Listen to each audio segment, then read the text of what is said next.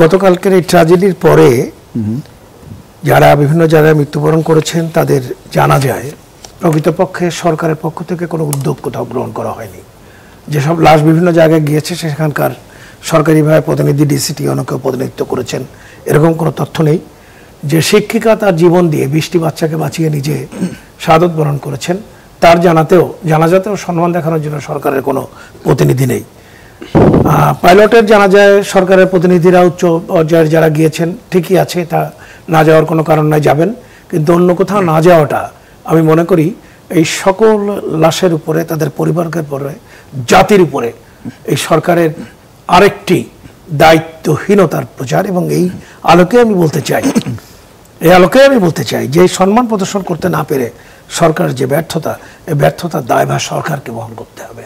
এই উপদেষ্টা সরকারকে এই দায়ভার বহন করে জাতির কাছে এই মুহূর্তে আমি দাবি করি তাদের ক্ষমা চাওয়া উচিত যে আমরা একটা ভুল সিদ্ধান্ত নিয়েছি, ভুল করেছি। এই জন্য আমি আশঙ্কিত এই যারা এখন চিকিৎসাধীন আছেন তাদের সুচিকিৎসার জন্য তোর কোনো ভালো ব্যবস্থা গ্রহণ করবেন কিনা।